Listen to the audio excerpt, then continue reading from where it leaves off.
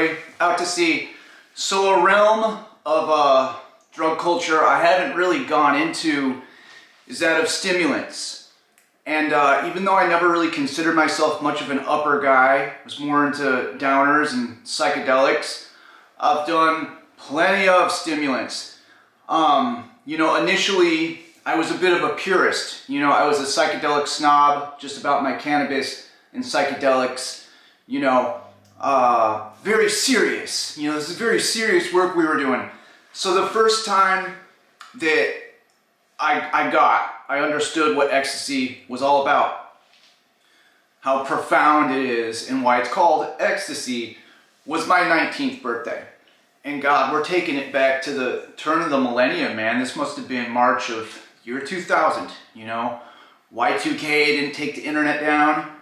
Kind of wish it would have, but I digress. So, my old drug associate and friend, Froje, who I met through the whole acid scene, he'd been off Dead Tour. He handed me that customer who was a DEA informant. I got popped with all the acid, and I was 17, so I got very lucky, and didn't have to go to prison or snitch on anybody. So we didn't see each other for quite a while, and I kept my nose clean. I was scared straight for a while. I was working in a wood shop up in North Seattle, off 125th and Lake City Way. I was on probation. I was having to pee in cups. I was doing okay, still living with my mom, working in a wood shop, staying sober more or less. But I stayed in contact with all of my drug culture people, right? Because it's like, these are my people. This is where I fit in, But I learned my lesson. Just don't mess around with bulk minimum mandatory amounts of drugs. So I reconnect with Froje. I see him on the Ave, and he's doing well. He's dressed up like kind of a hip-hop backpacker college dude. He's moving a bunch of herb, and who cares if he set me up with the DEA? We're tight, right? That's just part of the game. So I end up at his apartment on First Hill, Pill Hill. He's got a nice apartment. He's got some Techniques turntables. Learning how to mix records. It's my 19th birthday, and he's like, you gotta try this. He's got a fake Fix-A-Flat can with the fake bottom, unscrews it, and he's got a Ziploc bag with a good couple ounces of white crystalline powder, and he's like, you ever done MDA?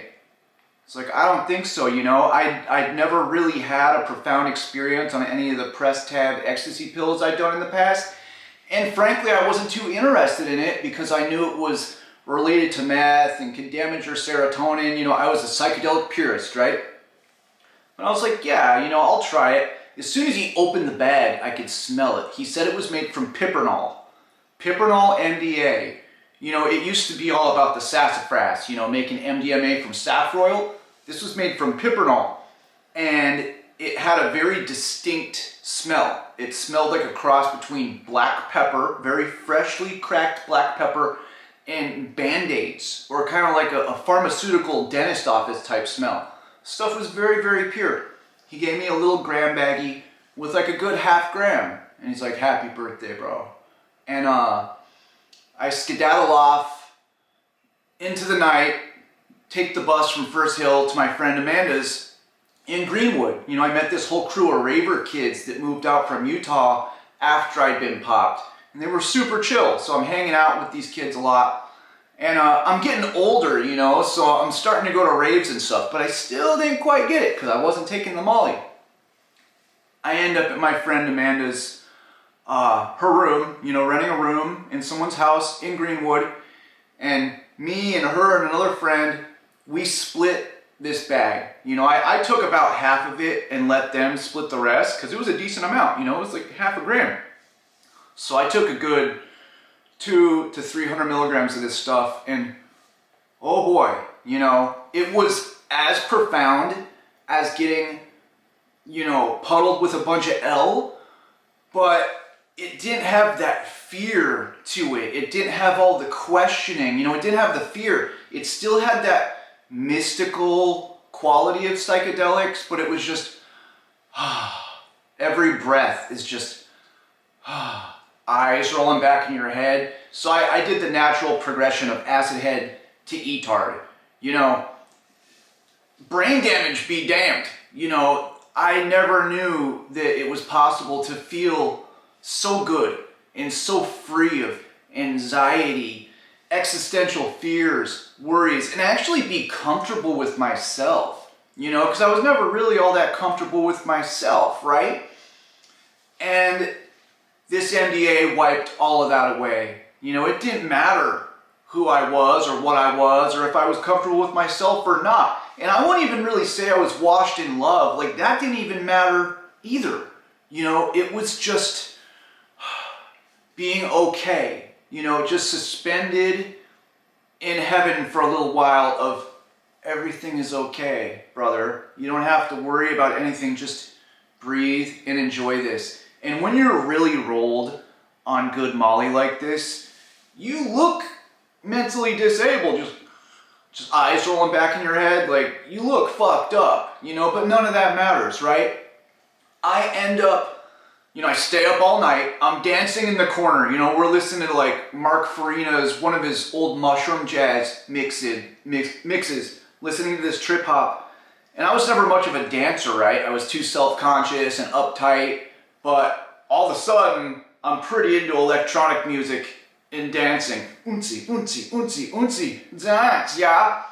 I understood what the rave scene was about now. It opened up this whole new door to a world of just peace and not really having to care. You know, I didn't have to care anymore. It's after everything, it's like I just want to feel okay and have fun. And this MDA allowed that.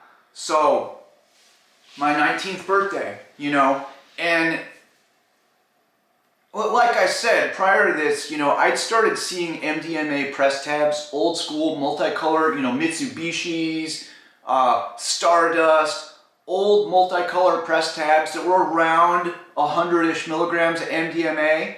You know, the Wingnut Posse crew in the U District, who I was first getting all my L from, they had bags of pressies. I wasn't really into it. You know, I'd buy 5 or 10 of them, end up selling them, wouldn't even try them. You know, no one came back like, dude, what was that? But this MDA, people came back like, dude, what was that, right? So it opened up a whole new subculture, you know, calling myself E-ing. You know, I'm starting to wear Kappa tracksuits, you know, Adidas shell top. You know, my whole speech and demeanor changed. All of a sudden, I'm much more chill. I'm much more cool, you know what I'm saying? Like, loose and carefree. And I start going to the plentiful, abundant, old school raves around the Pacific Northwest. You know, turn of the millennium, there were still clubs all over the place. Had the old USC parties, you know, 5,000 plus heads, you know, United States of Consciousness. And if I've learned anything about this human experience, it seems as though corruption is a natural function of innocence. You know, things begin all innocent and seem to naturally kind of go a corrupt route. And so I'm taking more and more of this stuff. You know, I'm buying grams of it, multi-gram bags, and just selling pills to friends. You know, it was mainly just so I could eat it, because I learned my lesson from getting popped with all that L. Don't mess with a bunch of bulk drugs. You know, I just want to party and have fun and be part of the culture. I don't have to have a whole bunch of it. You know, quality over quantity. So I meet a whole new range of people up in the rave scene. And also, it was around this time that I officially moved out of my mom's house. You know, I'd been running the streets and somewhat feral since I was a young teenager, but I officially moved out of my mom's, renting a room at my friend Chris's house in Greenwood for $300 a month. You know, the place was a little dumb, but it didn't matter. I got a job at a produce market that was walking distance from this house in Greenwood. This was off of like 85th Northwest and like 3rd Ave, I think it was. The Big Apple produce market. This crazy Greek dude from New York started it. Serious alcoholic, and he let me and my friends run that place. So, staying up all night at raves, just rolling, right? And having the time of my life. And what I like to do, I like to drink the morning after taking a bunch of MDMA. you know, like this pipernol MDA didn't last forever, but I'm getting into the scene. It's like, oh, there's SAS, you know, there's MDMA, there's all types of stuff going around, 2CB. And so I got linked up with, you know, what was more often than not pretty pure Molly. But that MDA in particular, man, that pipernol MDA, never had anything else like that out of everything I did over the years. This stuff must have been extremely pure, and I never had anything that smelled like that or tasted like that since. So my introduction to rolling was with some straight bomb pure pipernol MDA. Now, I remember when I started to experience the side effects of, you know, depleting all your serotonin. You know, what I knew going into this stuff is related to meth. It depletes your serotonin. You don't want to do it that much. Hell, probably shouldn't even do it at all. But this stuff was so amazing, and I'm prone to addiction. I was doing it all the time, man. You know, like every other day, you know, at least once a week, rolling. And this went on for a couple of years, man. The rave lasted for a couple years, you know, before the serotonin was depleted. And of course that had to lead into heroin and whatnot, because corruption is the function of innocence. So anyways, I remember very clearly, I'd been up all night at a rave, rolling, and I go in to open the produce market like 9 a.m. Back there's like a back kind of employee break area, had a fridge back there, and I'd keep some bread, some almond butter, and some jam, you know, make a almond butter and jam sandwich, right? Totally taxed, been up all night, and just feel like crap. You know, mood is completely flat, completely dead, kind of pissed off, and I try to go make this sandwich. Come to realize I don't have any jam. It made me cry. I straight up broke down into tears because I didn't have any jam for my almond butter sandwich. So that was when it's like, okay, starting to do some damage here, brother. You know, the serotonin is depleted. The party is starting to end, right? And my friend Chris I'm staying with, she's from Oregon. She's from Eugene. And so she's got all of her fan kids coming up from Eugene staying, and there was kind of an incestuous relationship between the Eugene, Oregon counterculture kids in Seattle. You know, we go back and forth. It's a little bit more rural down there, a little bit different of a scene, but they were linked up. You know, there was Ken Kesey was living down there, you know. Eugene is a pretty heady spot. So I'm starting to mingle with all these kids from Eugene. You know, they're getting zips of Molly and SAS and all of that. And I stay in touch with Fro. Even though the pipernol MDA ran out at some point, he's still getting zips of SAS, various MDMAs. Sometimes it was pure white, sometimes it was kind of brownish, and you could still smell the saffron. Some was cleaner than others. But I mean, honestly, some of the best MDMA I felt like I had was the stuff that had the brown tinge to it. You know, it could have been washed a little bit more, but it was at least made from the real saffron. So 19 to 21 was a non-stop rave, and I had a whole lot of fun. And after just mangling myself with the LSD, getting popped by the DEA, you know, and not too long before I got this MDA, I had my first friend die from a heroin overdose. My old buddy Adam, who I started doing heroin with when I was 16, he introduced it to me. I get a call from his girlfriend at the wood shop I'm working at saying, you know, Adam died, you know, and I'd actually been hanging out with him the night before. I saw him at the Bumper Shoot Festival. He was clearly strung out to the bone. You know, I was eating Valiums with him, and we had some MDMA press tabs. He was taking those, and it sounds like he went home and took a shot of tar, and he didn't survive. So, you know, not long before I was introduced to the MDA, I have my first buddy die from heroin.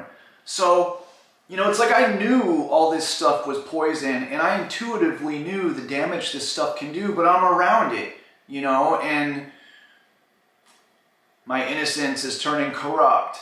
So we're going to keep talking about, that was kind of my introduction to stimulants, even though I don't know, man, like MDA, MDMA, it kind of accentuates whatever I was doing.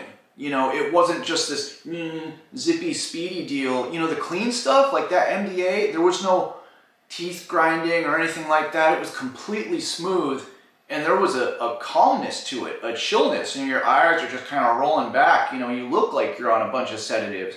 It was just so clean and so calm. But if you want to be up and dance and stay up all night, you can do that. But if you're just trying to chill out and lay there, you could do that too. So it's kind of accentuating whatever you did.